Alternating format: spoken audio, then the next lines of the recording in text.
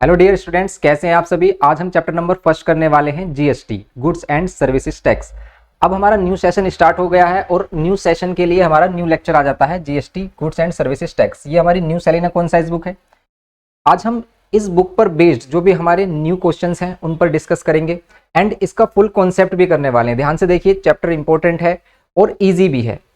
सबसे पहले हम बात करते हैं क्या होता है goods and services tax. Simple भाई, जब कोई भी चीज़ हम खरीदते हैं उस पर जो टैक्स लगता है उसी को हम क्या बोल रहे हैं यहाँ पर, गुड्स एंड सर्विसेज टैक्स।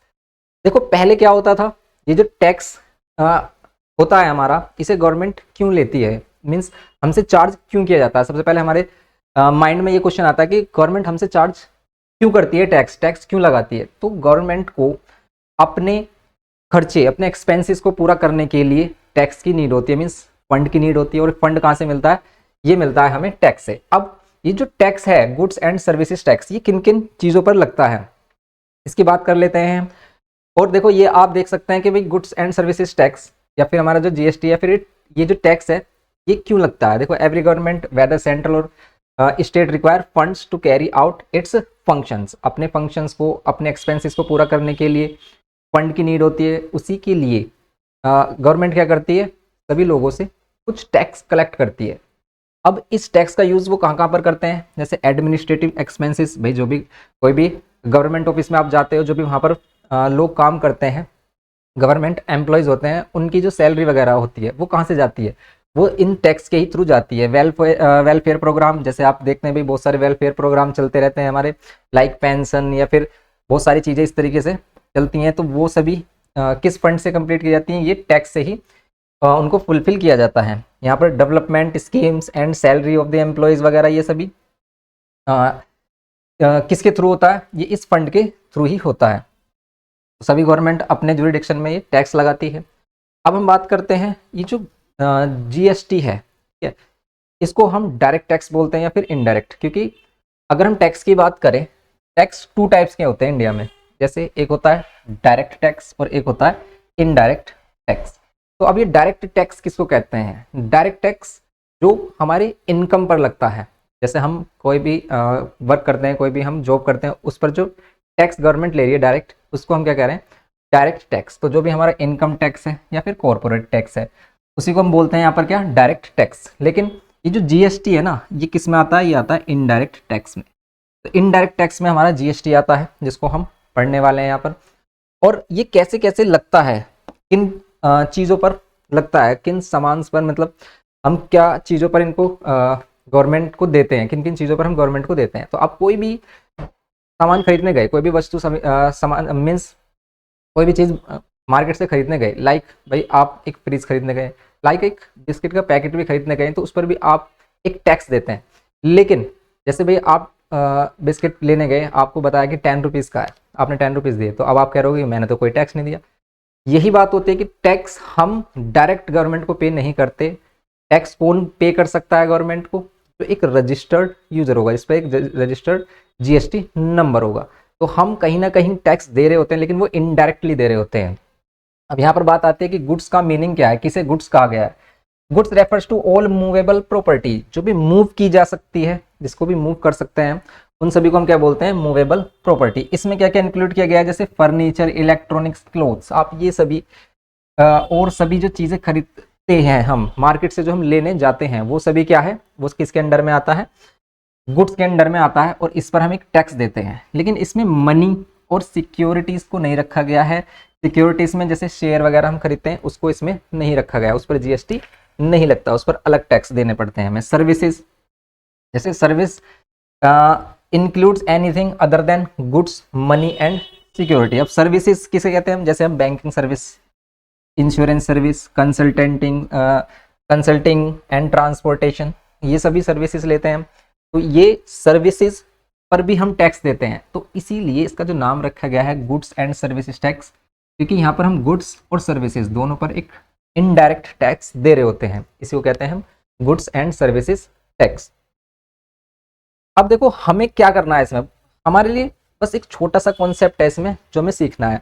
ये चीज़ें सिर्फ इंट्रो के लिए हो गई, एक्स्ट्रा नॉलेज के लिए हो गई, जो हमारे बोर्ड के पॉइंट ऑफ व्यू से या फिर कह सकते हैं हमारे सिलेबस के अकॉर्डिंग आ रहा है। वो सिर्फ सिंपल सा कॉन्सेप्ट आ रहा है जिसमें कि हम बात करेंगे inter state and intra state transaction जो होती हैं उसके अबाउट। पहले हम बात कर लेते हैं जो जीएसटी है, इसे क्या कहते हैं, इसे कब इम्प्लीमेंट किया गया था, इसे इम्प्लीमेंट किया गया था 1 जुलाई 2017 को। इससे पहले जो टैक्स लगते थे इनडायरेक्ट टैक्स, उसमें VAT, excise duty, service tax, इस टाइप से बहुत सारे सेवरल टैक्सेस थे। ये कहते हैं कि इसमें टोटल 17 टैक्स को एक साथ मर्ज किया गया, तब ये जीएसटी बना। और इसको हम वन नेशन वन टैक्स कहते हैं कि सभी जगह एक ही टैक्स लग रहा है। ऐसा नहीं कि भाई आप किसी अदर स्टेट में जाओगे वो कुछ और नाम से आपसे टैक्स चार्ज कर रहे हैं, तो उसमें काफ़ी कन्फ्यूजन होती थी। इसीलिए सभी टैक्स को मर्ज करके एक नाम दिया गया जीएसटी। ठीक है, इसको जीएसटी बोला गया। और ये जो जीएसटी है, ऐसा नहीं है कि फर्स्ट टाइम हमारे इंडिया में ही इम्प्लीमेंट हुआ है, ये पहले भी काफ़ी देशों में इम्प्लीमेंट हो चुका है। और हमारा जो जीएसटी है वो बेस्ड है कनाडा पर। कनाडा में भी ये टैक्स अप्लाई होता है, मीन्स इम्प्लीमेंट हो रखा है पहले से ही। तो ये टैक्स का जो कॉन्सेप्ट है हमने कनाडा से लिया है। अब देखो इसमें क्या क्या होता है और कैसे टैक्स हम पे करते हैं या फिर गवर्नमेंट कैसे चार्ज करती है हमसे टैक्स, उसके बारे में हम बात कर लेते हैं।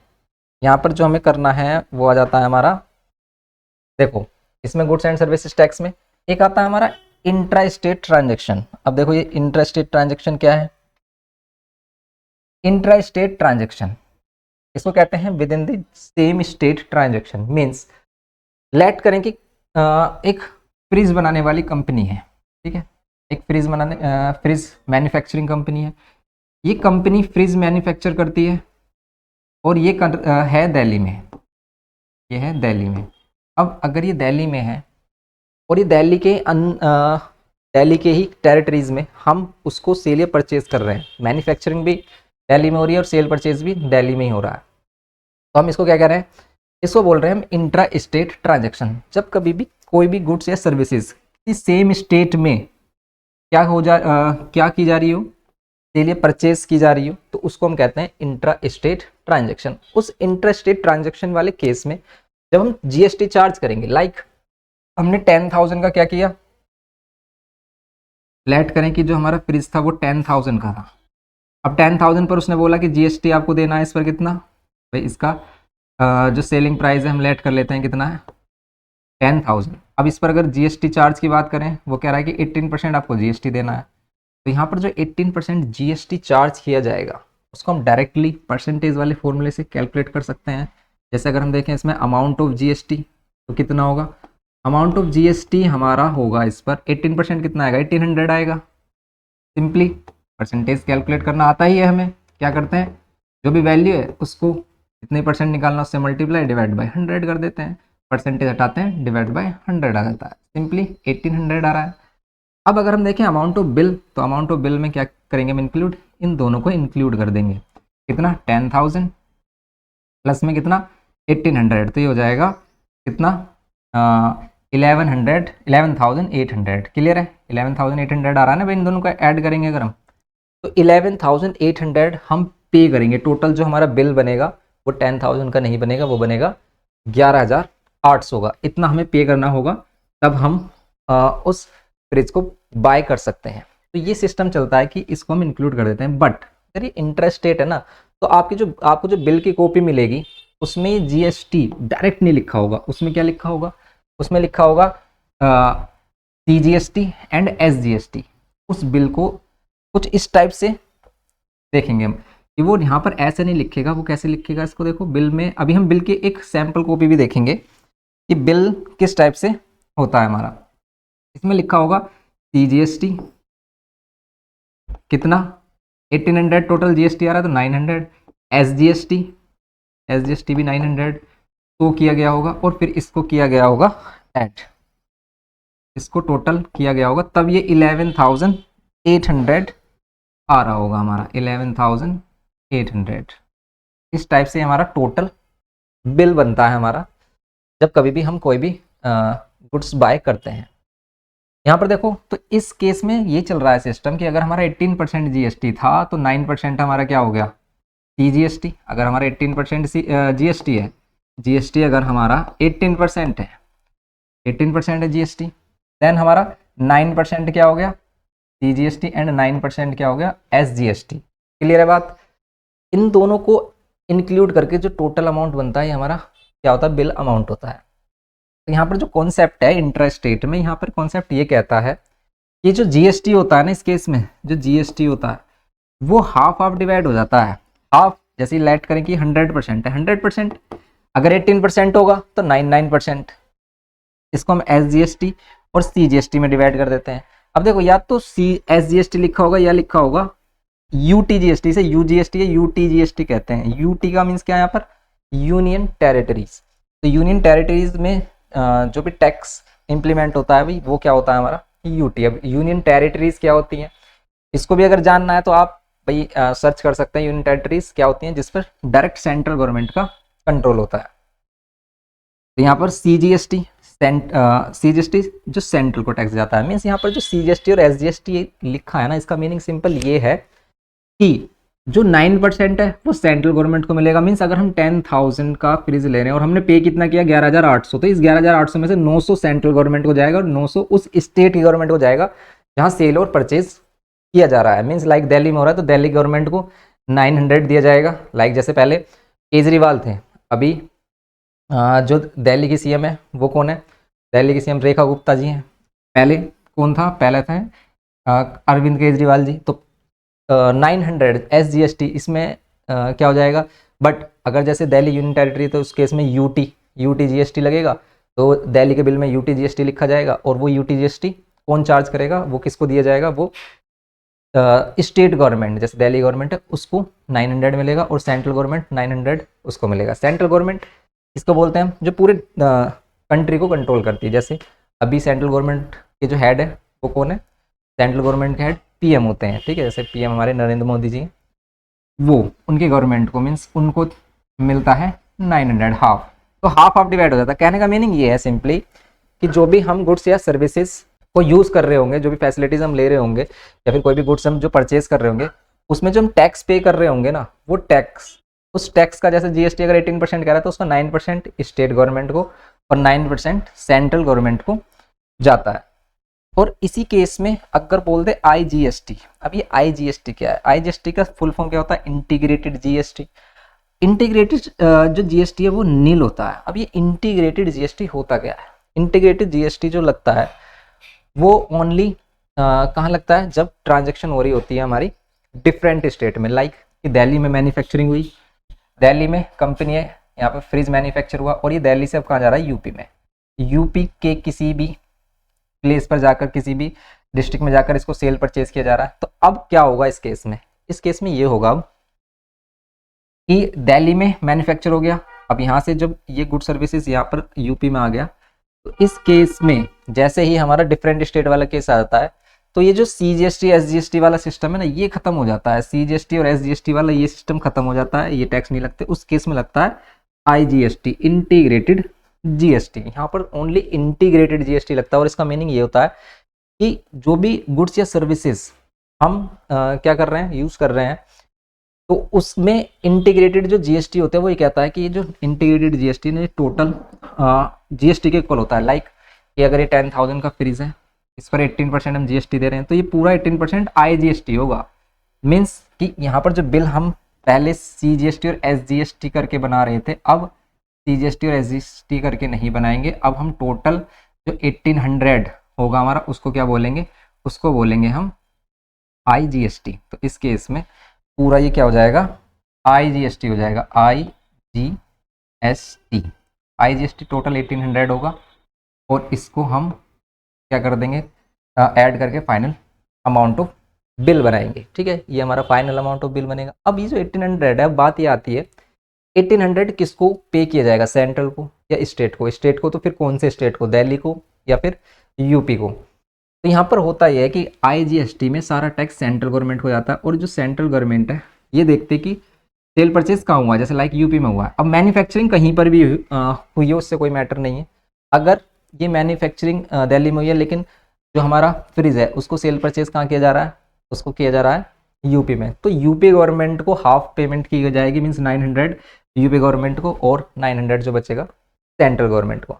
इसीलिए देखो ये जो टैक्स है IGST ये डेस्टिनेशन पर लगता है, मीन्स जहाँ पर ये जो दिल्ली से यूपी में आया, यहाँ पर हमारा सेल परचेज हो रहा है यूपी में, तो यूपी गवर्नमेंट को पे किया जा रहा है, इसीलिए इस जीएसटी को मीन्स IGST को हम डेस्टिनेशन जीएसटी भी बोलते हैं कि डेस्टिनेशन पर लगता है ओनली। पहले क्या था, जब जीएसटी नहीं था तब ये ऐसा होता था कि जैसे कोई भी भाई हमारा कोई भी सामान है वो दिल्ली में बन रहा है, दिल्ली में मैन्युफैक्चरिंग हो रही है, अगर हम इसको दूसरे स्टेट में ले जा रहे हैं ना तो सभी इनमें लड़ाई रहती थी कि भाई दिल्ली वाले जो गवर्नमेंट है वो अलग टैक्स लगा लेगी, यूपी वाले अलग टैक्स लगा लेंगे, तो बहुत ज़्यादा प्रॉब्लम होती थी। तो इसी प्रॉब्लम को ख़त्म करने के लिए ये एक सॉल्यूशन निकाला गया कि भाई क्या होगा कि दिल्ली में अगर बन रहा है इससे कोई प्रॉब्लम नहीं है, दिल्ली में बना तो दिल्ली में क्या हुआ, मैन्युफैक्चरिंग हुआ, दिल्ली में मैन्युफैक्चरिंग हुआ तो दिल्ली गवर्नमेंट को क्या मिला, दिल्ली गवर्नमेंट को मिला कि भाई उनके यहाँ पर कंपनी है, कंपनी में यहाँ पर एम्प्लॉयमेंट मिली, कंपनी से डायरेक्ट टैक्स लिया जा रहा है, डायरेक्ट टैक्स भी तो लगता है, कंपनी वगैरह पर डायरेक्ट टैक्स लगता है, तो दिल्ली गवर्नमेंट को यहाँ पर ये बेनिफिट हो रहा है कि उनके एरिया में अगर कंपनी है तो वो कंपनी से डायरेक्ट टैक्स ले रहे हैं।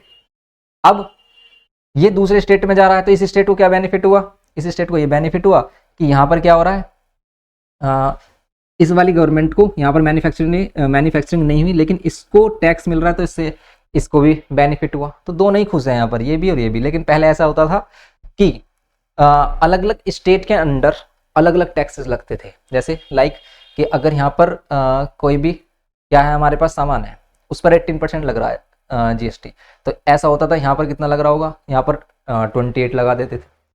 तो पहले ऐसे चलता था, सभी जो स्टेट थे अपने अपने अलग टैक्सेस लगा देते थे, इससे प्रॉब्लम होती थी, लेकिन अब ये प्रॉब्लम खत्म हो गई है। पहले ऐसा होता था कि भाई जो गवर्नमेंट है जैसे लाइक दिल्ली गवर्नमेंट है वो उसने अपने टैक्स स्लैब थोड़े से डाउन कर दिए जिससे कि कंपनी उनके यहाँ पर आना पसंद कर रही है।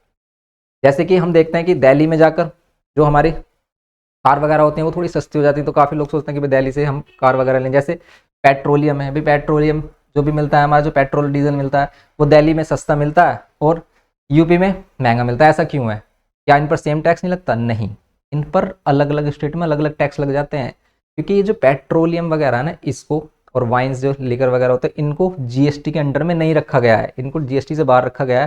तो यहाँ पर गवर्नमेंट अपने अकॉर्डिंग टैक्स डिसाइड करती है अलग अलग स्टेट में, तो ये फंडा चलता है। तो सभी चीज़ों पर जीएसटी नहीं लगता है, कुछ चीज़ें जीएसटी से बाहर भी होती हैं, जैसे लाइक हमने बात की पेट्रोलियम वगैरह, पेट्रोलियम प्रोडक्ट जो हो गए हमारे, पेट्रोलियम प्रोडक्ट में क्या आते हैं, डीजल, पेट्रोल, कैरोसिन वगैरह ये सभी।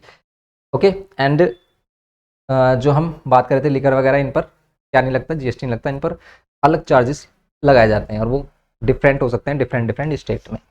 जैसे भाई दिल्ली में लीकर सस्ता मिलता है और अदर स्टेट में क्या मिलता है, महंगा मिलता है। तो ये जो चीज़ें इस तरीके से क्या थी, पहले सभी चीज़ों पर ऐसा था, पहले सभी चीज़ों पर जब जीएसटी नहीं था तो सभी चीज़ों पर ऐसा था कि सेम ही थिंग, ठीक है, सेम ही टाइप की कंपनी का कोई भी आप फ्रिज ले लो, वो दिल्ली में क्या मिलता था, सस्ता मिलता था और अदर स्टेट में महंगा मिलता था, ऐसा होता था। तो लोग क्या करते थे भाई, अगर कोई नियर बाय दिल्ली है तो दिल्ली में जाते थे सामान को लेने के लिए।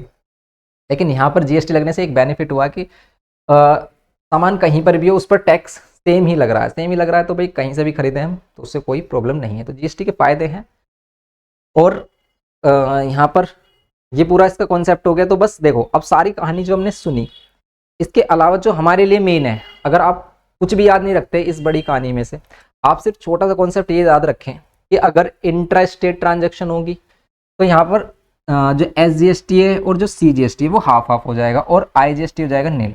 और अगर inter state transaction, inter state का मीनिंग क्या है, इंटर स्टेट का मीनिंग है simply different state, transaction with in the different state. तो अगर डिफरेंट स्टेट में ट्रांजेक्शन हो रही है तो हम उसको क्या बोलेंगे, इंटर स्टेट। और एक और पॉइंट इंपॉर्टेंट कि अगर वो किसी क्वेश्चन में नहीं बोलता ना इंटर स्टेट है, इंटर स्टेट या डिफरेंट स्टेट की बात नहीं करता, तो हमें उसे क्या कंसीडर करना है, इंट्रा स्टेट कंसीडर करना है। क्योंकि बुक में बोला गया है कि कहीं पर भी अगर नहीं बताया गया कि किस टाइप का ट्रांजेक्शन हो रहा है तो उसको हम क्या बोलेंगे, उसको हम बोलेंगे इंट्रा स्टेट ट्रांजेक्शन। और इंट्रा स्टेट ट्रांजेक्शन में जीएसटी 2 पार्ट्स में डिवाइड होगा, SGST और CGST में। इस केस में IGST नील होता है और यहाँ पर इंटर स्टेट में IGST टोटल 100% होता है, मीन जितना जीएसटी रेट लिखा होगा 5% तो 5%, 12% तो 12%। ओके, एंड उस केस में CGST, और अगर हमसे SGST बोलने लगे कि बताइए इंटर स्टेट ट्रांजेक्शन हो रहा है, रेट ऑफ CGST बताइए, तो हम डायरेक्टली बोल देंगे कि भाई उसमें क्या है, 0% है, 0 है, नील है। क्लियर है? तो हम यहाँ पर डायरेक्टली बोल देंगे कि इस केस में मीन्स इंटर स्टेट वाले केस में जो CGST SGST है वो दोनों होंगे 0। बस ये सिंपल सा कॉन्सेप्ट है इसमें। अब इस कॉन्सेप्ट को अच्छे से और समझने के लिए हमने यहाँ पर देखो 2 बिल लगाए हुए हैं, अब इन्हें ध्यान से देखो। यहाँ पर क्या हो रहा है कि भाई एक इलेक्ट्रॉनिक कंपनी है, प्लेस ऑफ सप्लाई दिल्ली है। यहाँ पर ध्यान से देखो, अगर प्लेस ऑफ सप्लाई दिल्ली है, दिल्ली में ही ट्रांजैक्शन हो रहा है, तो ये जो टैक्स इनवॉइस है ये इंट्रा स्टेट को इंडिकेट कर रही है। और इंट्रा स्टेट वाले केस में क्या होगा, जीएसटी 2 पार्ट्स में डिवाइड हो जाएगा। किस किस में, सीजीएसटी और एसजीएसटी में। तो देखो यहाँ पर सीजीएसटी और एसजीएसटी तो भी किया गया है, यहाँ पर 2 टैक्स कर दिए गए। तो आपको भी यही चीज़ पर फोकस करना है कि आप कोई भी चीज़ परचेज करने जाओगे ना, अब सभी को देखना है। आपके पास कोई पुराना बिल पड़ा हो तो आप बिल देखिए, आपने कुछ अभी रिसेंट में परचेज किया हो, आपके पास बिल हो तो उसको देखना ध्यान से। अगर उसमें लिखा होगा सीजीएसटी और एसजीएसटी तो भाई यहाँ पर हमें समझ जाना है कि सेम स्टेट में ट्रांजैक्शन हो रहा है। अगर ये क्या शो कर रहा है, सीजीएसटी भी और एसजीएसटी भी। क्लियर है। और देखो यहाँ पर 99% लगाया गया है, मीन्स टोटल जीएसटी 18% होगा। 99 हमारा क्या हो गया, सीजीएसटी एंड एसजीएसटी हो गया। क्लियर है बात। यहाँ पर 99% इसमें इंक्लूड किया गया है। देखो दोनों का कितना है, 2160 एंड 2160 दोनों में इंक्लूड किया गया। जो हमारा अमाउंट ऑफ बिल बन रहा है, जो हम देखो डबल डोर रेफ्रिजरेटर है ये हमारा, तो ये 24,000 का था विदाउट जीएसटी। और विद जीएसटी की अगर हम बात करें तो विद जीएसटी कितना हो रहा है, विद जीएसटी हो रहा है ये 28,320 का। बिकॉज हमने क्या क्या इंक्लूड किया गया इसमें, ये जो 2160 रुपये हैं, ठीक है, 2160 रुपीज़ है। सीजीएसटी और एसजीएसटी इन दोनों को इंक्लूड करके जो टोटल बिल बना है हमारा वो बन गया है 28,320 का। क्लियर है बात। ऐसे आप इस वाले ट्रांजैक्शन को देखिए। इस वाली ट्रांजैक्शन में क्या हो रहा है कि यहाँ पर जो डबल डोर रेफ्रिजरेटर है इस पर आईजीएसटी लगा हुआ है। आईजीएसटी मीन्स ये डिफरेंट स्टेट में ट्रांजैक्शन हो रही होगी। मीन्स लाइक दिल्ली में बन रहा है वो, भाई ये जो एबीसी इलेक्ट्रॉनिक्स है वो दिल्ली की है और उसने सप्लाई कहाँ पर की है, उत्तर प्रदेश में, यूपी में। जैसे यहाँ पर ये एबीसी जो लिमिटेड है उसने जो सप्लाई की है इस बंदे को की है, ठीक है, ये कस्टमर है और ये भी दिल्ली का ही है, तो दिल्ली का है, ये क्या हो गया, सेम स्टेट हो गई। ये सेम स्टेट ट्रांजैक्शन, इसलिए हम इसे क्या बोल रहे हैं, intra state. Intra state. Clear है बात कि इंट्रा स्टेट हम किसे बोल रहे हैं, within the same state. Delhi में ही मैन्युफैक्चरिंग हुई और दिल्ली में ही इसको क्या किया गया, सेल किया गया। ठीक है, तो सेल किया गया इसको दिल्ली के अंदर। तो यहाँ पर राहुल शर्मा हैं जो, इन्होंने, ये दिल्ली के रहने वाले हैं, दिल्ली में इन्होंने बाय किया है इसको। तो ये कितने का पड़ा इनको, 28,320 को। अब अगर कोई यूपी का बंदा है उसको कितने का पड़ेगा, क्या उसके लिए अलग प्राइस होगा, नहीं, अब अलग प्राइस नहीं होगा क्योंकि उस पर भी सेम चार्ज लग रहा है, सेम जीएसटी लग रहा है, लेकिन उसको आईजीएसटी बोला गया है 18%। तो ये 4,320 इसको टैक्स देना है। विदाउट जीएसटी 24,000 का है और आफ्टर जीएसटी टोटल कितने का हो गया, 28,320 का। सेम, दोनों के लिए अमाउंट सेम रहेगा। लेकिन अगर वो डिफरेंट स्टेट है तो इंटर स्टेट ट्रांजेक्शन बोलेंगे इसे हम, इंटर स्टेट। तो ये इंटर स्टेट ट्रांजेक्शन होगी। क्लियर है बात, ये इंटर स्टेट ट्रांजेक्शन हो गई, इसीलिए इसमें ऐड किया गया आईजीएसटी। और इस केस में अगर वो इस केस में सीजीएसटी और एसजीएसटी बोले तो हम डायरेक्ट बताएंगे कि ये क्या होगा, जीरो, सीजीएसटी एंड एसजीएसटी। ये बात क्लियर हो रही है, क्योंकि वो बोलता है इंटर स्टेट वाला केस दे देगा और आपसे बोलेगा बताइए इसमें रेट ऑफ सीजीएसटी क्या होगा या रेट ऑफ एसजीएसटी क्या होगा या फिर अमाउंट ऑफ सीजीएसटी या एसजीएसटी क्या होगा। तो इस केस में अगर हम सीजीएसटी की बात करें तो वो क्या होगा, ज़ीरो, और एसजीएसटी की बात करें ये भी क्या होगा, ज़ीरो। इस केस में ये दोनों हाफ हाफ हो जाएंगे टोटल जीएसटी का, और इस केस में आईजीएसटी जीरो होगा, मीन्स नील जिसे हम कह रहे हैं। ओके, क्लियर है बात। तो ये इसका कॉन्सेप्ट है। तो हमें सिर्फ दो चीज़ें समझनी है और हमारा पूरा चैप्टर कंप्लीट हो जाएगा। एक इंट्रा स्टेट क्या है और एक दूसरा इंटर स्टेट क्या है। तो inter state with in the same state, जिसमें कि जीएसटी हमारा डिवाइड हो जाता है 2 पार्ट्स में, सीजीएसटी और एसजीएसटी में। और इंटर स्टेट जिसमें कि हमारा जो टोटल जीएसटी होगा अगर वो 18% है वो पूरा का पूरा कंप्लीट आईजीएसटी में होगा, उसे हम आईजीएसटी बोलेंगे। बस सिंपली आप ये कह सकते हो कि इंटर स्टेट वाले टैक्स को हम आईजीएसटी बोलेंगे। क्लियर हुई बात। अब इसके क्वेश्चंस की भी बात कर लेते हैं हम। देखो ये आ गए हमारे क्वेश्चंस, एक्सरसाइज 1 और इस चैप्टर में ओनली फर्स्ट एक्सरसाइज करनी है आपको। सेकंड एक्सरसाइज के क्वेश्चन नहीं आएंगे हमारे बोर्ड्स एग्जाम में, क्योंकि बोर्ड के सिलेबस में वो हटा दिए गए हैं, डिलीटेड है। ठीक है, तो आपको सेकंड एक्सरसाइज नहीं करनी और फर्स्ट एक्सरसाइज सिंपल एक्सरसाइज है, आपको बस परसेंटेज निकालना आना चाहिए। सभी को परसेंटेज निकालना तो आता होगा, अगर नहीं आता तो कोई प्रॉब्लम वाली बात नहीं, आप कमेंट करके बताना, हम आपको लेक्चर शेयर कर देंगे, उसकी हेल्प से आप सीख सकते हैं कि कैसे हम परसेंटेज निकालते हैं। फिर यहाँ पर एक्सरसाइज हम 1A देखते हैं। देखो इसमें सबसे पहले MCQ आ जाते हैं और ये हमारी न्यू बुक है, उस पर बेस्ड सभी क्वेश्चंस हैं। आप देख सकते हैं अपनी बुक से मैच कर सकते हैं। न्यू जो बुक है हमारी 2027 एग्जाम के लिए वही बुक के क्वेश्चंस हैं। देखिए इसमें वैसे तो मोस्टली क्वेश्चन आपके सेम ही है जैसे हमारी लास्ट ईयर बुक रही, तो आप अगर लास्ट ईयर के क्वेश्चंस देखना चाहते हैं तो उस पर भी लेक्चर अपलोडेड है, लेकिन ये हमारा न्यू लेक्चर होने वाला है न्यू बुक पर। तो यहाँ पर देखो फर्स्ट क्वेश्चन क्या कहता है कि the marked price of an article is 1500 and the discount on it is 20%। Marked price कितना है भाई, जो भी हमारा आर्टिकल है उस पर जो मार्क्ड प्राइस है MP वो कितना है 1500, 1500। अब इस पर कह रहा है कि डिस्काउंट भी है, तो भाई हम जब जाते हैं कोई भी गुड्स खरीदने, मीन सामान जो खरीदने, लाइक हम क्लोथ खरीदने जाते हैं मार्केट में गए कपड़े खरीदने, तो हम कहते हैं कि भाई कितना डिस्काउंट है, वो कहता है 20%। शूज़ खरीदने जाते हैं कितना % डिस्काउंट मिलेगा, वो बोलता है 20%, 30%। तो आफ्टर डिस्काउंट जो प्राइस मिलेगा उस पर ही हम GST चार्ज करेंगे। मार्क प्राइस पर GST चार्ज नहीं होता, जो सेलिंग प्राइस है जिस पर हमें मिल रहा है उस पर GST इंक्लूड किया जाता है। तो जैसे मार्क प्राइस तो क्या हो गया 1500, ये 1500 है। और देखो जैसे MRP जो लिखा होता है ये क्या होता है, इसकी फुल फॉर्म होती है maximum retailer price. Maximum retailer price का मीन्स कि हम मैक्सिमम इतने पर बेच सकते हैं। जैसे आप कोई भी रेफ्रिजरेटर वगैरह देखो, कोई भी आप मोबाइल फ़ोन वगैरह खरीदने जाते हो तो उस पर जो मार्क किया जाता है वो क्या होता है उसका मैक्सिमम प्राइस। इसका मीन्स ये नहीं कि हम उसे उतने ही में ही बाय करेंगे, उससे कम में भी, या फिर हम कह सकते हैं जो शॉपकीपर है वो मार्क प्राइस पर ही हमें देगा, वो उस पर कम भी दे सकता है, क्योंकि वो जो हमारा आर्टिकल है ना वो ज़रूरी नहीं है कि उसने भी उतने का ही खरीदा है, वो उतने का नहीं खरीदा, उसने उससे काफ़ी कम पर खरीदा है, लेकिन उसे मैक्सिमम इतने पर बेच सकते हैं, उससे ज़्यादा पर नहीं। अब इसी को हम मार्क प्राइस भी कह देते हैं कि भाई जो मार्क किया गया है उसी पर डिस्काउंट जो मिलता है हमें। डिस्काउंट अगर ये कह रहा है कि 20% डिस्काउंट मिल रहा है तो हमें पहले क्या करना होगा, 20% डिस्काउंट इसमें से माइनस करना होगा। अब बताइए भाई 20% डिस्काउंट हम कैसे करेंगे। तो अगर हम इसका डिस्काउंट निकालें तो कितना आएगा डिस्काउंट, डिस्काउंट जो आएगा हमारा वो कितना आएगा 1500 का 20% निकालो भाई कितना आएगा ये बताओ। तो अगर हम 1500 का 20% निकालें 20 डिवाइड बाई 100 कर देना आपको, सिंपल ये हो गया। जीरो से जीरो कैंसिल, ये 15 टू सा कितना हो रहा है 30, तो ये हो गया 300। तो ये 300 क्या हो गया डिस्काउंट। तो आफ्टर डिस्काउंट जो सेलिंग प्राइस बनेगा हमारा वो कितना बनेगा, 1500 में से 300 माइनस कर दो भाई 1200 हो गए, बात क्लियर है। तो ये 1200 का पड़ेगा हमें 1200 का। अब ये अगर हमें 1200 का पड़ रहा है बट इस पर जो GST है वो 18%, और हमसे क्या बोल रहा है क्या बताना, how much money will be paid for this article. तो हमें इसके लिए कितना देना पड़ेगा भाई, हमारा डिस्काउंट निकालने के बाद 1200 का आ रहा है सेलिंग प्राइस। अब इस पर हमें टैक्स भी इंक्लूड करना है, और जो GST है वो कितना है 18% है। तो अगर हम इसका 18% और निकालें तो कितना होगा GST। तो GST हम डायरेक्ट निकाल दें तो वो कितना होगा भाई, हमारा इधर ही निकाल देते हैं हम, 1200 का 18%। 1200 का 18% कितना होगा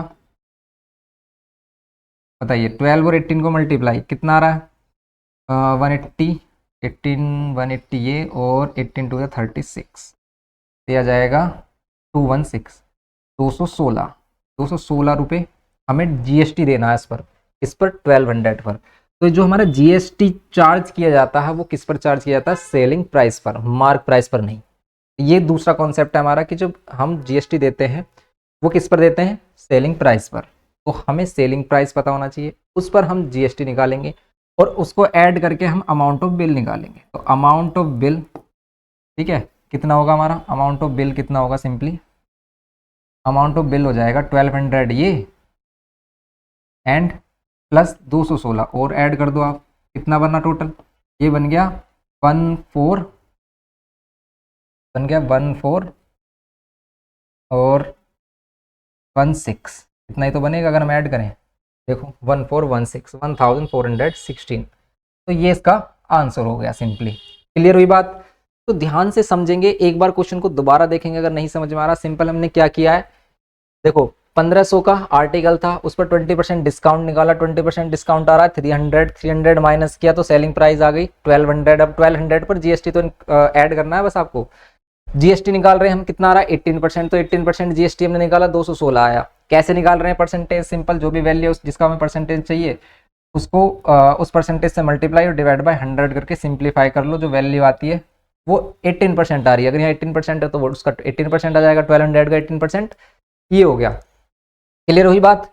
अब इसको हमने इंक्लूड किया इसमें 1200 प्लस 216 के साथ, तो कितना हो गया ये 1416। और ये आपको समझाने के लिए किया जा रहा है इतना लेंदी, क्योंकि काफ़ी बच्चे ये सोच रहे होंगे कि सर आप काफ़ी लेंदी बता रहे हो, एमसीक्यू में इतना टाइम लगाएंगे तो कैसे करेंगे। तो देखो ये जो हम बता रहे हैं ये आपको डीपली समझा रहे हैं कि कैसे करते हैं क्वेश्चन को। लेकिन अगर हमें डायरेक्ट करना होता तो हम डायरेक्ट निकाल सकते हैं सिंपली। अभी हम कुछ क्वेश्चंस को करेंगे कि डायरेक्टली हम कैसे निकालेंगे। जैसे यहाँ पर बी क्वेश्चन देखेंगे, the following bill shows the GST rate and the mark price of the article A and B. अब यहाँ पर इसका जो क्वेश्चन है वो है आगे, सेकंड वाला क्वेश्चन ये रहा। सेकंड वाले क्वेश्चन में क्या क्या कहा गया है, the following bill shows the GST rate and the mark price of the article A and B. ये हमारे पास अब हमसे कह रहा है कि the total amount of bill for the above bill. तो देखो मार्क प्राइस ये है, इस पर कोई डिस्काउंट नहीं है, तो डायरेक्ट हम इसी को सेलिंग प्राइस मानेंगे और इस पर जीएसटी इंक्लूड कर देंगे। बताओ इसका 5%। तो देखो इसमें 2 मेथड है, या तो आप इसका 5% निकालो, ठीक है, या तो आप 1000 का 5% निकालो और 1000 में ऐड कर दो। 1000 में कितना ऐड करो, 1000 का कितना परसेंट, 1000 का 5%। एक तो ये मेथड है, इस मेथड से आप निकाल सकते हो आंसर डायरेक्टली। 1000 में कितना इंक्लूड, इसका 5%, 5% कितना आ रहा है 50 आ रहा है, और 50 इसमें ऐड करोगे तो 1050, 1050 आ गया पहले वाला ए आर्टिकल का बिल। क्लियर है। ऐसे हम दूसरे वाले का निकालें बी के लिए, अगर हम बी के लिए निकालें अमाउंट भाई, ए के लिए तो इतना पे करना है हमें, बी के लिए 2000 का है हमारा, बी कितना है भाई हमारा, ये 2000 का है। लेकिन इस 2000 में आपको कितना और ऐड करना, 12%, 2000 का 12%, 2000 का 12%, 12% निकालो कितना आ रहा है 2000 का, क्या आ रहा है 12 दूनी 24, डबल मीन्स 24 आ गया, 12 टू 24, ये आ गया 240। क्लियर है। तो ये आ गया हमारा 240। अब ये 240 इसमें इंक्लूड कर दो, कितना हो जाएगा 2240 रुपये। 2240 रुपीज़ क्या हो गया, पी के लिए बिल हो गया। और अगर हम इन दोनों को इंक्लूड कर दें, 1050 और इंक्लूड कर दें, तो टोटल जो बिल है हमारा वो बन जाएगा हमारा 0 या 9 या 2 और यहाँ 3, 3290 रुपये, 3290, 3290, ये हमारा फाइनल आंसर होगा। क्लियर हुई बात आपको। एक तो आप ऐसे कर सकते हैं या फिर एक आप ऐसे कर सकते हैं, जैसे मुझे इसका 5% इंक्रीज करना है। कोई भी अगर हमारा अमाउंट है उसको आप 100% लो। अब अगर मुझे इसका देखो, अगर मैं इसका 5% निकालता हूँ तो इसका 5% आ जाता है। अब मैं इसी वैल्यू को अगर 5% इंक्रीज करना चाहता हूँ तो इसका 105%, इसको 100% मानो, अगर इसको 5% इंक्रीज करना तो इसमें 5 और ऐड कर दो, 100 में 5 और ऐड कर दो तो कितना आ जाएगा 105। और अगर ये 105 आ गया, इतना परसेंटेज निकाल दो, 105% निकाल दो। आप 1000 का 105% निकालो, वही वैल्यू आएगी जो हमने यहाँ पर फाइंड की है 1000 में 5% इंक्लूड करके। देखो आ रहा है ना 1050, 1050 आ गया। देखो सिंपली क्लियर हुई बात। तो आप ऐसे भी कर सकते हैं, जैसे 2000 का 12% निकालना है, 2000 का 12% इधर ही कर दें, तो 2000 का 12%। देखो अगर हम 2000 को 100% ऐड कर रहे हैं तो आप क्या करो, 100 में 12 और ऐड कर दो, तो आप इसका डायरेक्टली 112% फाइंड कर दो, वही आंसर आ जाएगा जो हमने यहाँ पर फाइंड किया है 2240 रुपये, मीन्स 2240 हमने किया। देखो यहाँ से भी कैंसिल कर लो आप। अब इसको इससे मल्टीप्लाई करो, यही आ रहा है 2 4 एंड 0। क्लियर हुई बात। तो इन दोनों को अगर हम इंक्लूड कर दें, मीन्स ऐड कर दें, तो टोटल बिल जो हमारा बन रहा है वो बन रहा है 3290। तो क्वेश्चन के लिए आप या तो ऐसे कैलकुलेशन कर सकते हो जिसमें कि हम पहले 5% निकालें उस, और फिर इस 5% को हम क्या करें, और फिर इस 5% को हम क्या कर दें यहाँ पर ऐड कर दें, ठीक है। या फिर आप डायरेक्टली ऐसे भी कर सकते हो कि आप डायरेक्टली 105% निकाल दो, 112% मीन्स 112% या 105% डायरेक्टली भी ऐसे फाइंड कर सकते हैं। क्लियर हुई बात। अगर कोई भी डाउट है तो कमेंट बॉक्स में कमेंट करें, आपके कमेंट देखे जाएंगे और नेक्स्ट लेक्चर में उनको बताया जाएगा आपको कि आप क्या कर सकते हैं और क्या नहीं। क्योंकि देखो इंपॉर्टेंट ये भी होता है कि क्या नहीं कर सकते। जैसे हमने कोई कॉन्सेप्ट बताया आपको, आप लगाने लगे कॉन्सेप्ट, अब कुछ नई चीज़ आई, आप उसमें अप्लाई करने लगे, वो नहीं लग रहा, तो वहाँ पर कुछ चीज़ें ऐसी होती है कि कहाँ पर चीज़ें क्या करनी होती हैं आपको, तो कुछ चीज़ें जो नहीं करनी होती वो हमें मालूम होना चाहिए। तो अगर किसी भी टाइप का डाउट आ रहा है तो कमेंट कर दीजिए, उसको डिस्कस करेंगे हम नेक्स्ट लेक्चर में। जैसे ये क्वेश्चन आ गया हमारे पास, GST of an article is reduced from 12%, ठीक है। GST of an article reduce from 12% to 5%। किसी भी आर्टिकल पर पहले 12% जीएसटी लग रहा था, अब कितना लग रहा है उस पर? 5%। अगर उस पर अब 5% जीएसटी चार्ज किया जा रहा है, the price paid for the article is cut down by 14 rupees.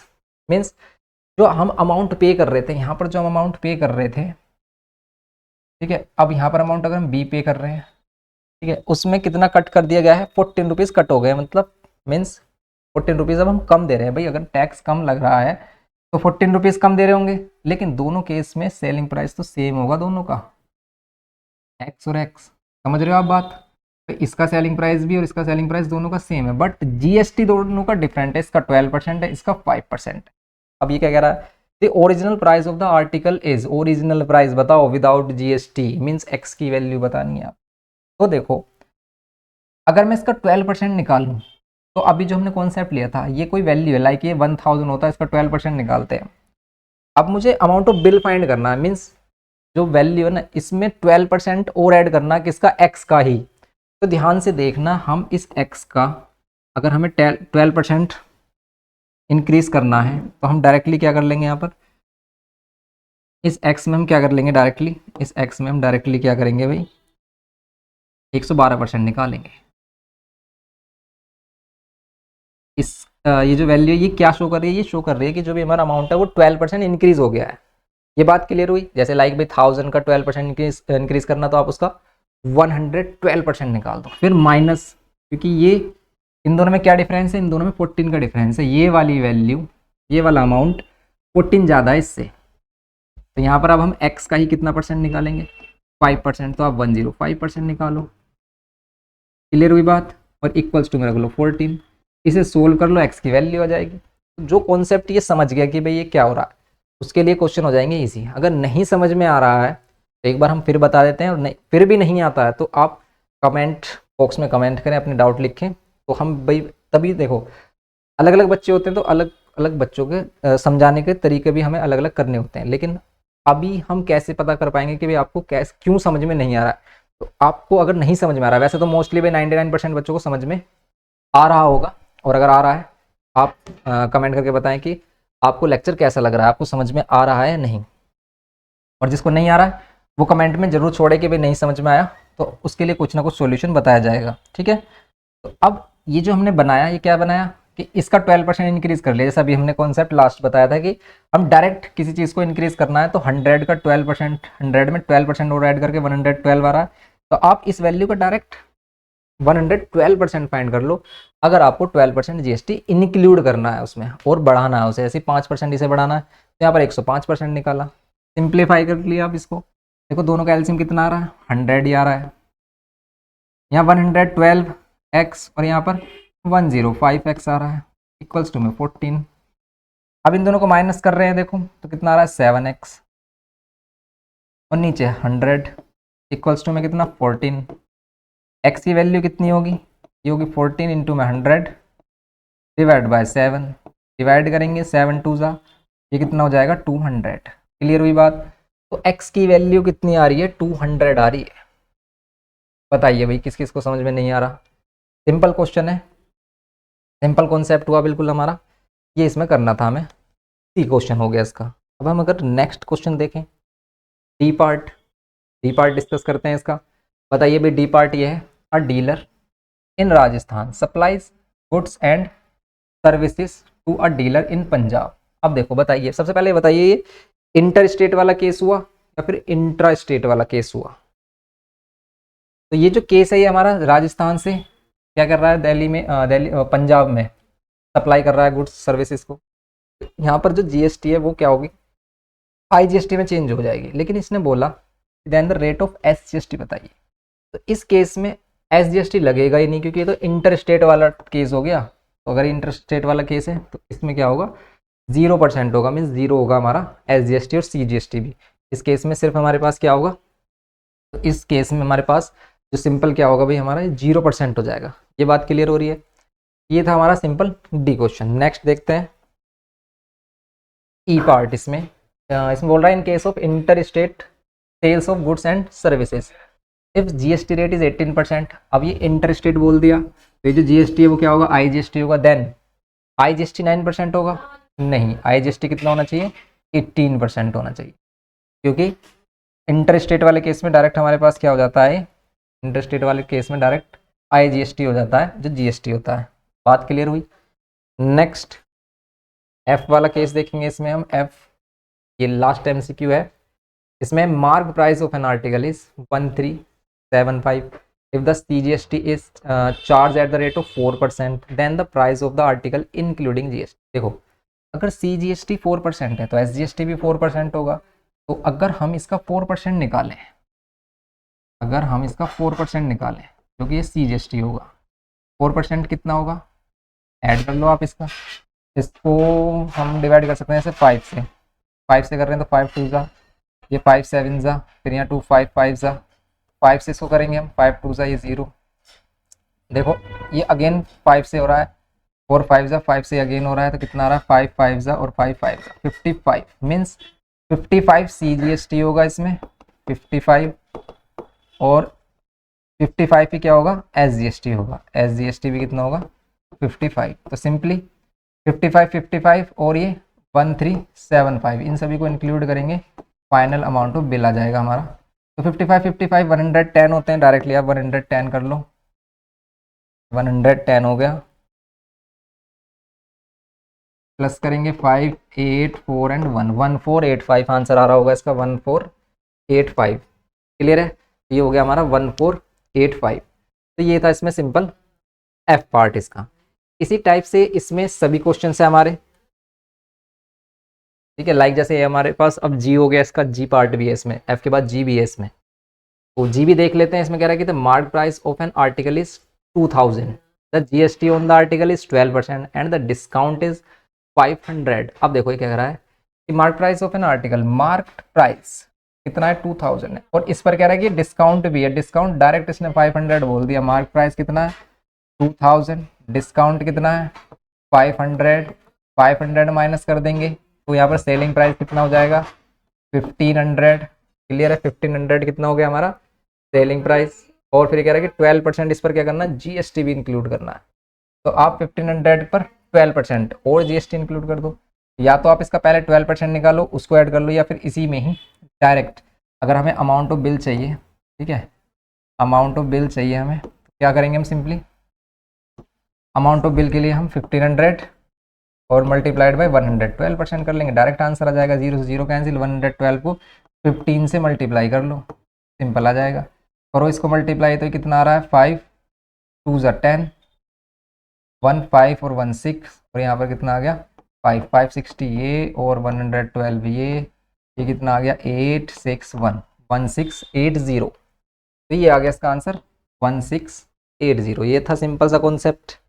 Next अगर हम बात करें, देखो ये वाले क्वेश्चन, इनमें टोटली हमारा कॉन्सेप्ट होता है, और ये क्वेश्चन हमारी लास्ट ईयर जो बुक थी उसमें भी थे, तो मोस्टली क्वेश्चन सेम है, कुछ क्वेश्चन डिफरेंट है न्यू बुक में, अदरवाइज मोस्टली सभी क्वेश्चंस आपको सेम मिलेंगे। जैसे हम इस केस में बात करें कि मार्क प्राइस, और यहाँ पर क्या बोला गया कि transaction with in Delhi, with in Delhi means intra state वाला केस है, इंट्रा स्टेट वाला केस है, तो GST जो हमारा है वो 2 पार्ट्स में डिवाइड हो जाएगा, जिसमें कि हमारा CGST SGST और IGST तो नील होगा क्योंकि इंट्रा स्टेट वाला केस है। EGST SGST हाफ हाफ होगा, मीन्स 9% होगा, ये भी 9% और ये भी 9%, लेकिन इनकी वैल्यू कितनी होगी, इनका अमाउंट कितना होगा, तो यहाँ पर वो निकालेंगे हम। अब ये बोल रहा है कि डिस्काउंट निकालो, ये कह रहा है कि डिस्काउंट 30% है, तो इसका 30% निकाल लो आप। तो अगर हम 12,000 का 30% निकालें तो कितना आएगा, सिंपली 12,000 का 30% अगर हम निकाल रहे हैं, यहाँ से आ रहा है 12 3 36 3600, ठीक है, तो 3600 कितना आ रहा है इसका डिस्काउंट। डिस्काउंटेड वैल्यू को क्या कहते हैं हम, डिस्काउंटेड वैल्यू किसे कहते हैं, डिस्काउंटेड वैल्यू कहते हैं सेलिंग प्राइस को। तो जो सेलिंग प्राइस होता है उसे कहते हैं हम discounted value, means after discount जो वैल्यू बचती है हमारी, मीन्स 12,000 में आपको कितना माइनस कर देना है, 12,000 में से 3600 माइनस करना है, कितना होगा 0 0 10 में से 6 4 और ये 11 में से 3 8। तो ये जो वैल्यू मिल रही है 8400, ये वैल्यू क्या है, ये है हमारे लिए discounted value means selling price. अब आपको CGST फाइंड करना, तो बस आपको क्या करना है, इसी का 9% निकाल देना है।